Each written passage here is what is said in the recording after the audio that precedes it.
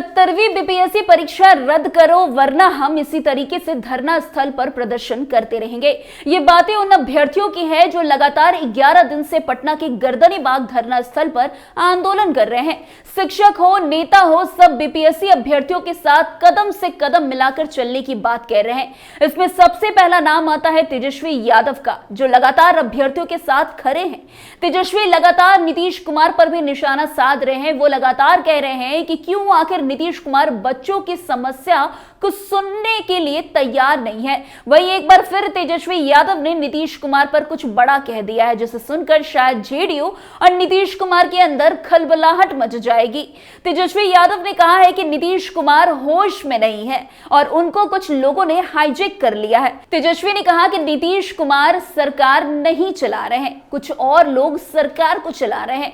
जो रिटायर्ड अधिकारी हैं और 2-4 नेता हैं, वो लोग सरकार चला रहे हैं और उन लोगों ने पूरी तरीके से नीतीश कुमार को हाईजैक कर लिया है। उन्होंने कहा है कि आप देख लीजिए, पूरा बिहार परेशान है, बिहार लोक सेवा आयोग के छात्र परेशान है। अगर प्रश्न पत्र आउट हुआ है तो पूरे बिहार का परीक्षा रद्द होना चाहिए या नहीं होना चाहिए। पहले क्या कुछ कह रहे तेजस्वी यादव, किस तरीके से नीतीश कुमार पर उन्होंने निशाना साधा, आप खुद सुनिए। बिहार में सरकार है कि नहीं है, पहले इस पे चर्चा हो जाए। ये जनता की भी सरकार है या लाठी डंडे वाली सरकार है या भ्रष्ट अधिकारियों की सरकार है? और अगर सरकार है तो ये सरकार चला कौन रहा है? क्योंकि हमको तो ऐसा लग रहा है कि माननीय मुख्यमंत्री अब होश में है नहीं। यहाँ बच्चे लाठी डंडा खा रहे हैं, यहाँ सीने पे जो है लाठियों के दाग हैं, घायल हो चुके हैं, अस्पताल में भर्ती है, लोगों के आंख में आंसू है। ये देख करके मुख्यमंत्री जी का कलेजा जो है या उनकी अंतरात्मा को कोई फर्क नहीं पड़ता, कोई दुख नहीं। यही 17 महीने जब हम लोग की सरकार थी तो इन्हीं युवाओं के चेहरे पे खुशी थी। उस 17 महीने के सरकार में कोई पेपर लीक नहीं हुआ, लोगों को 5 लाख लोगों को नौकरी मिला। और आज के सरकार में लोग जो हैं, नौजवान जो हैं, उनके आंखों में आंसू है, पीठ पे लाठी का दाग है, सर माथा फुटा हुआ है, कुछ अस्पताल में है। ये है एनडीए की सरकार। कौन ये सरकार चला रहा है? यहाँ केवल भ्रष्ट अधिकारी सरकार चला रहे हैं और चंद जो चमचे बेलचे जो है मुख्यमंत्री के आगे पीछे, दो यहाँ जो करते हैं, ये अपने मतलब के लिए काम कर रहे हैं। बाकी बिहार को इन्होंने छोड़ दिया है अपने हालात पर। क्या तरीका है? पेपर लीक हो रहा है, आप री एग्जाम नहीं कर रहे हो? क्यों नहीं हो रहा है री एग्जाम? बीपीएससी ने कहा है कि होगा भी नहीं होगा। अरे देखिए, पहले तो बीपीएससी के लोगों को अपनी गलती माननी चाहिए। गलती क्यों नहीं मांग रहे? एक सेंटर का क्यों रद्द किया उन्होंने? हम सवाल पूछना चाहते हैं, अगर रद्द किया तो एक सेंटर का क्यों किया? सबका करना चाहिए था। तो ये फिर से एक तरह का नॉर्मलाइजेशन ही हो गया। तो ये अन्याय है, ये नौजवानों के भविष्य के साथ खिलवाड़ है। बीपीएससी के लोगों को ये समझना चाहिए। और ये लोग जो हैं इधर उधर से अधिकारी जो रिटायर्ड वगैरह हैं, सब लोग इधर उधर गड़बड़ सब लोग कर रहा है। इन लोगों में दया नाम की तो कोई चीज़ है नहीं। आज जिस प्रकार से लाठियां बरसाई जा रही है, आखिर पेपर लीक हुआ तो इसका दोषी कौन है? अगर रद्द हुआ एक सेंटर का तो इसका दोषी कौन है? बीपीएससी हो या मैट्रिक का परीक्षा, ये लोग मैट्रिक के परीक्षा से लेकर बीपीएससी का परीक्षा बिना पेपर लीक हुए नहीं करा पाते।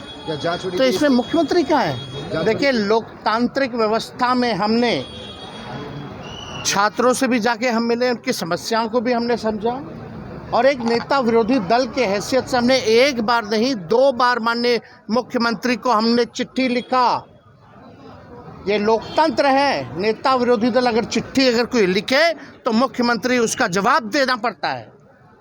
ना सदन में कुछ बोलते हैं, ना बाहर कुछ बोलते हैं, ना मीडिया में कुछ बोलते हैं, ना नेता विरोधी दल के चिट्ठी का कोई जवाब आता है। ये मुख्यमंत्री है कि क्या है भाई? क्यों साधे हुए थे? अबे उनसे जाके पूछो। आपको बता दें, बीपीएससी अभ्यर्थियों पर हो रहे लाठीचार्ज को लेकर तेजस्वी यादव बेहद गुस्से में नजर आ रहे हैं। छात्रों पर लाठियां बरसाई जा रही है, अस्पताल में भर्ती हैं, आंसू देख रहे हैं, लेकिन बिहार के मुख्यमंत्री को उसको लेकर कोई दुख नहीं है। कोई मंत्री उनके आंसू को पोंछने के लिए नहीं जा रहा है। ये बातें तेजस्वी यादव ने मीडिया से बीते दिन कही थी। इसके साथ ही तेजस्वी यादव ने एक बार फिर नीतीश कुमार पर जोरदार हमला बोला। तेजस्वी यादव ने कहा कि अगर बीपीएससी अपनी गलती मानने से इनकार नहीं कर रहा, अगर एक सेंटर का परीक्षा रद्द किया गया है तो बाकी केंद्र की परीक्षा रद्द क्यों नहीं की गई? आखिर एक केंद्र की परीक्षा में गड़बड़ी कैसे हुई? इतने अधिकारियों पर कार्रवाई क्यों नहीं की गई? अगर नॉर्मलाइजेशन वाला नियम क्यों लागू कर दिया गया है? तेजस्वी यही नहीं रुके। तेजस्वी ने आगे कहा कि मैं बीपीएससी अभ्यर्थियों के मुद्दे पर 2 बार नेता प्रतिपक्ष होने के नाते मुख्यमंत्री को लेटर लिख चुका हूं, लेकिन मेरे लेटर का अब तक जवाब नहीं दिया गया है। नीतीश कुमार ना तो सदन में जवाब देते हैं, ना सदन के बाहर। समझ नहीं आ रहा है कि बिहार में सरकार चला कौन रहा है। अब तो इस बात पर बहस होनी चाहिए, इस पर चर्चा होनी चाहिए। यहाँ कोई सरकार है ही नहीं, और सरकार जो है उनको होश नहीं है। पहली बात, चिराग पासवान हो, जीतन राम मांझी हो, या उनके दोनों उप मुख्यमंत्री हो बीजेपी के, जो पहले ये हमेशा कहते थे कि नीतीश जी की मानसिक संतुलन जो है वो ठीक नहीं है। अब स्थिति ऐसी आ रही है कि अब चर्चा करना पड़ेगा कि यहाँ सरकार है भी कि नहीं। अगर है तो माननीय मुख्यमंत्री जी को लीड करना चाहिए, तो वो निर्णय लेने लायक अब नहीं रह गया। कोई भी विषयों पर निर्णय जो लेना हो वो नहीं ले पा रहे, तो आखिर सरकार कौन चला रहा है?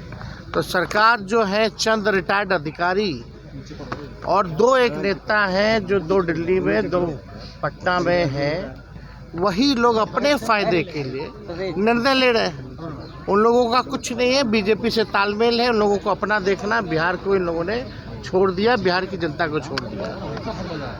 यहाँ लोग जो है आप देखिएगा, नौजवान हो, पीड़ित हो, किसी से संवाद नहीं।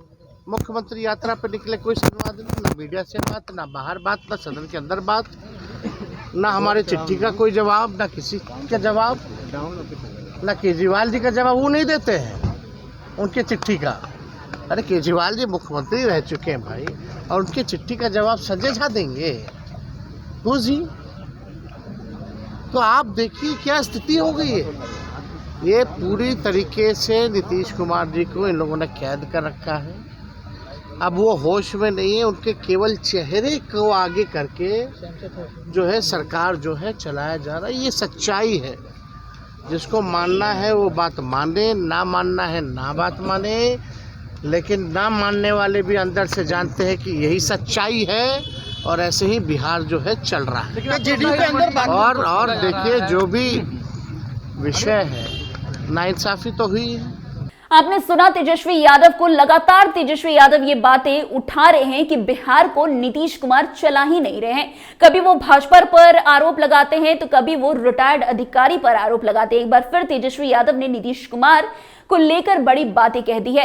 वैसे आपको बता दें कि बिहार लोक सेवा आयोग की परीक्षा को लेकर जारी छात्रों के हंगामे और प्रदर्शन मामले में पटना पुलिस सख्त होती हुई नजर आ रही है। इसी क्रम में कोचिंग संचालक गुरु रहमान को भी पुलिस ने तलब कर लिया है। गर्दनीबाग थाने की पुलिस ने गुरु रहमान को नोटिस भेजकर हाजिर होने और अपना पक्ष रखने के लिए कह दिया है। पुलिस निरीक्षक ने गुरु रहमान को सबूत के साथ थाने आने का निर्देश दिया है और परीक्षा रद्द करने को लेकर सबूत के साथ प्रस्तुत होने के लिए कहा है। इसके बाद गुरु रहमान गर्दनीबाग थाना पहुंचे और वहां पुलिस के सवालों के जवाब भी दिए।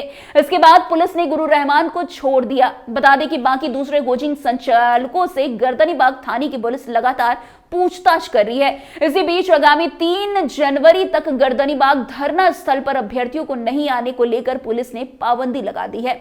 वैसे बता दें कि बिहार में बीते 13 दिसंबर को हुई परीक्षा के बीपीएससी 70वीं पीटी परीक्षा के बाद से ही हंगामा जारी है।